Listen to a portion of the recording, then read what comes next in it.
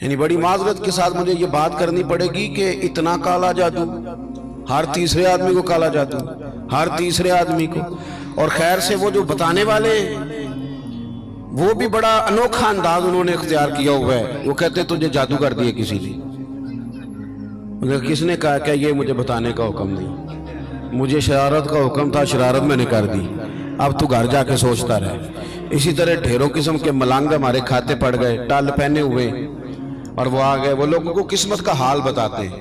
آپ کا تو مجھے نہیں پتا، میں نے اپنے دیہاتوں میں دیکھا ہے کہ وہ سونا بھی ڈبل کرتے تھے، بعد میں پتہ چلتا تھا اب سنگل بھی غائب ہو جاتا تھا. ہنسے نہیں جی، اونچا نہیں ہنسنا چاہیے کبھی بھی. یہ محافل ہے ہماری، سنجیدہ ماحول ہے. میری بات پہ آپ توجہ کریں گے عزیز کہ آپ اوہام پرستی کا شکار نہ ہوں، ورنہ آپ اور نبی پاک صلی اللہ علیہ وسلم نا جگہ جگہ حضور ہمیں ذوق دیتے، سمجھاتے کہ تم نے اپنی توجہ اللہ رسول کی جانب رکھنی ہے، تم نے الجھنا نہیں، ورنہ آپ کیسے میدان میں نکلیں گے. فوجی کہہ دے ہمیں کالا جادو ہو گیا، ہم سے جایا نہیں جاتا، تو جنگ ہوگی. کوئی کہہ دے ہم پر تو وہ فلانے نے آسیب کرا دیا ہے تو ہم دفتر نہیں جا سکتے، تو کاروبار زندگی چلے گا.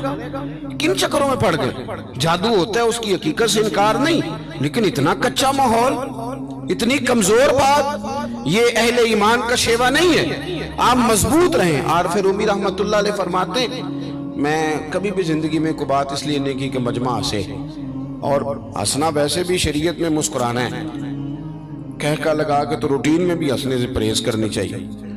وہ کہتے ہیں ایک بادشاہ تھا تو اس کا بھی ذہن بن گیا تھا کہ پتہ نہیں یہ کیا ہو جاتا ہے.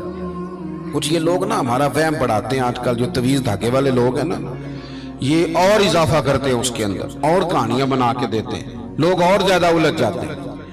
بادشاہ تھا تو وہ شکار کرنے جاتا تھا تو اس کے ذہن میں یہ خیال تھا کہ اگر رستے میں کوئی بندہ میرے متھے لگ جائے تو میرا شکار ٹھیک نہیں ہوتا. تو وہ کیا کرتا، وہ جب سفر کے لیے نکلتا تو لوگوں سے کہتا سارے رستے خالی کرا دو، میں نے شکار کے لیے جانا ہے. لوگ رستے خالی کرا دیتے. ایک دن ایک آدمی بیچارہ نے ایک آنکھ سے اسے نظر نہیں آتا، وہ کوئی جنگل سے لکڑیاں کاٹ کے آ رہا تھا تو اچانک وہ چڑھ گیا. اذانیں زیادہ ہوتی ہوں تو ایک کا ہی جواب دینا ضروری ہوتا ہے، وہ ہم دے چکے ہیں، اس لیے آپ توجہ کریں میری بات. تو وہ بیچارہ چڑھ گیا لکڑ ہارا سڑک پہ. اس کے سپاہیوں نے بندے تو بڑے ہٹائے تھے پر یہ غلطی سے آ گیا، انہوں نے پکڑ لیا، بادشاہ کے سامنے پیش کیا. بادشاہ کہنے لگا تمہیں نہیں پتا کہ میرے رستے میں کوئی آئے تو میرا شکار نہیں ٹھیک ہوتا، اس کو باندھ دو. دھوپ بڑی سخت تھی، درخت کے ساتھ باندھ دیا. کہا جا رہا ہوں، واپس آتا ہوں، اگر شکار ٹھیک ہو گیا تو چھوڑ دوں گا ورنہ اسے قتل کر دوں گا. 2 بندے اس کے سرانے کھڑے کر دیے تلوار لے کر کے. اب وہ بیچارہ صبح سے بندہ ہے. بادشاہ چلا گیا. اتفاق کی بات یہ کہ آج شکار پہلے سے بھی اچھا ہوا، خوب ہوا. بادشاہ واپس آیا. اب یہ دھوپ میں بندہ ہے، کسی نے پانی بھی نہیں پوچھا. تنگ آمد بجنگ آمد. بندہ جب پورا تنگ آئے تو پھر جنگ بھی بڑی کرتا ہے. اس نے کہا یار آج مرنا تو ہے، اب مرنا سچ بول کے. بادشاہ نے کہا اسے کھول دو، آج میرا شکار بڑا اچھا ہوا ہے، لہذا اسے کچھ نہیں کہنا، کھول دو. رسیاں کھول دی تو پتہ کا شخص کہتا بادشاہ ایک بات کر لوں میں بھی، مار تو جانا ہی ہے پر ایک بات کر لوں. کہنے لگا کرو. کہنے لگا تم نے صبح میرا منہ دیکھا تھا، تمہارا شکار بڑا اچھا ہوا ہے، دن بڑا اچھا گزرا ہے، پر میں نے آج سویرے تمہارا منہ دیکھ لیا تھا، تو دیکھو میرا بیچارے کا کیا حال ہوا ہے کہ صبح سے یہاں. اب تم بتاؤ منحوس میں ہوں کہ تم ہو؟ نحوست میرے اندر کہ تمہارے اندر؟ میں اگر کوئی جوان آدمی میرے ساتھ آ کے یہ بات کرتا ہے نا کہ میری فلان ہو گیا تو میں بڑا، تم مجھے اس پہ غصہ آتا ہے.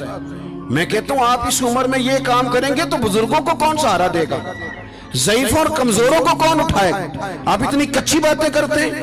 اور یہاں پیروں نے بھی عجیب تماشا گھڑا ہوا ہے. سویرے 9 بجے بیٹھ جاتے ہیں تعویذ لکھنے. آپ قرآن شریف کا درس کب دیں گے؟ آپ حدیث پاک کب پڑھائیں گے؟ آپ ان کو اصول فقہ کب بتائیں گے؟ پیر صرف دین کا نمائندہ ہوتا ہے جس نے رب رسول کا دین پڑھنا ہے اور آگے پڑھانا ہے، جس نے لوگوں کو وہاں سے دین سیکھ کے آگے سکھانا ہے. باقی کیا معنی ہے چیزوں کا؟ اس نے صرف آسان کر کے جو ہمارے صوفیاء نے دیا آگے بات پہنچانی. دین سیکھنے سکھانے کا نام پیری مریدی ہے، اس کا کوئی اور معنی ہے ہی نہیں سرے سے. کہاں سے آ گئی یہ ساری چیزیں؟ حدیث سنیے، بخاری میں موجود ہے، مسلم میں موجود ہے. حضرت ابو ہریرہ رضی اللہ تعالیٰ عنہ فرماتے ہیں نبی پاک علیہ السلام کے साहिबजादे का विसाल हुजूर की गोद में हो गया, गोद में विसाल कर गए साहिबजादे। हुजूर को बड़ी तकलीफ हुई, आंखों से आंसू आए, सरकार रोए। सहाबा ने अर्ज की, हुजूर आप भी आंसू बहाते हैं? फरमाते हैं मेरा बेटा गया है, ये आंसू मोहब्बत की अलामत है, वरना मेरे दिल और जुबान पे वही है जिससे मेरा रब राजी होता है। इत्तेफाक की बात देखिए, इत्तेफाक की कि उसी दिन, जिस दिन सरकार के साहिबजादे का विसाल हुआ, उसी दिन सूरज को ग्रहण भी हो गया। अब जोड़ने वाले बातें जोड़ देते हैं ना। कुछ लोगों ने बात जोड़ दी, कहने लगे देखा हुजूर के साहिबजादे का विसाल हुआ तो सूरज को भी ग्रहण हो गया, सूरज को भी ग्रहण हो गया। और मेरे दोस्तों सुनो, ये अकीदों की मजबूती कितना जरूरी काम है। अपने आप को फिक्री तौर पर मजबूत रखना कितना जरूरी है। अहमद मुख्तार नबी पाक सल्लल्लाहु ताला अलैहि वसल्लम ने उसी दिन लोगों को मस्जिद में जमा फरमाया, उसी वक्त। सहाबा कहते हम बड़े परेशान थे कि हुजूर तो गमज़दा है, ना कोई जिहाद की बात होगी ना और कोई होगी, तो इस वक्त क्यों तलब किया? सबको मस्जिद में बुलाया और बुला के मेरे नबी पाक अलैहिस्सलाम ने खुतबा दिया। अल्लाह करे आपको समझ आए। यानी उस दिन, जिस दिन साहिबजादे का विसाल हुआ, गम की घड़ियां हैं, हुजूर ने सबको मस्जिद में बुला के, मैं बुखारी मुस्लिम पढ़ रहा हूं, हुजूर ने फरमाया लोगो, सूरज और ग्रहण का लगना अल्लाह की निशानियों में से निशानी है। सूरज चांद को ग्रहण लगना अल्लाह की निशानियों में से निशानी है। जब ये लगे इस्तिगफार पढ़ा करो, नमाज पढ़ा करो, अल्लाह के हुजूर हाजिर हुआ करो। फरमाया किसी शख्स के दुनिया से जाने का इसके साथ कोई ताल्लुक नहीं। अपने अकीदे को मजबूत रखो, अपने मामलात पर गौर रखो, कभी भी कोई कच्ची बात न करे, कोई कमजोर बात न करे किसी मौके पर। हम तो सूफिया किराम के जानने वाले हैं, और वो लोग तो इतने मजबूत थे नजरियात के, इतने पक्के थे, तो हर शख्स को कहते थे कि देखना तेरे दिल में गैर का ख्याल ना आए, रब रसूल का ख्याल रहे। ये अल्लाह वालों का जो ख्याल होता है, ये चूंकि अल्लाह वाले हैं तो इसको हम गैर का ख्याल कहते ही नहीं। एक बात आखिर में और आपकी खिदमत में अर्ज करनी है, उस पर भी आप जरूर तवज्जो देंगे। थोड़ा सा ना हुजूर की सीरत में एक तीसरी बात जो बड़ी जरूरी आपसे अर्ज करनी, उस पर आप गौर करेंगे। दूसरों के जज्बात का, एहसासात का ख्याल रखना मेरे महबूब पाक अलैहिस्सलाम की सीरत का खूबसूरत जोज़ है, खूबसूरत। यानी दूसरों के जज्बात का ख्याल रखना। आप देखें, आपको ना इस मजमून की दर्जनों हदीसें मिलेंगी बुखारी मुस्लिम में, कुतुब अहादीस में, दर्जनों। हुजूर फरमाते मेरा दिल चाहता है कि लंबी नमाज पढ़ाऊं। नमाज किसकी?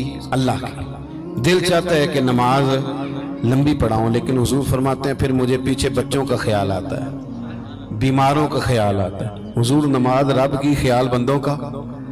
नमाज में हुजूर फरमाते हैं कि मैं ना इसलिए लंबी नहीं करता कि लोगों को तकलीफ न हो। हुजूर फरमाते मेरा दिल चाहता था कि तहज्जुद की नमाज तुम पर जरूरी करार दे दूं, पर तुम्हें तकलीफ होगी, लिहाजा मैं ये काम नहीं करता। मैं अपनी चाहत नहीं देख रहा, तुम्हारी नींद देख रहा हूं। हुजूर फरमाते दिल करता था मिसवाक को वुजू के साथ जरूरी करार दे दूं, पर तुम्हें तकलीफ होगी, लिहाजा मैं ये काम। आप मेरी बात समझ रहे हैं भाई? इतना एहसास। मुस्लिम शरीफ में हदीस है, सरवरे कायनात सल्लल्लाहु ताला अलैहि वसल्लम की खिदमत में अर्ज किया गया, हुजूर ये इमाम है, ये लंबी नमाज पढ़ाते हैं। अब जाहिर है वो कुरान शरीफ ही पढ़ते होंगे, अच्छे जज्बात के साथ करते होंगे, लेकिन हुजूर ने बड़े उनको तंबीह फरमाई और फरमाया मैं लोगों को दीन के करीब करता हूं तो दूर करता है। कि लोगों को नमाज पढ़ाए तो एतदाल के साथ पढ़ा, दरमियाने तरीके। खुद पढ़ तो जितनी मर्जी पढ़, थोड़ा सा ना जज्बात का ख्याल करें।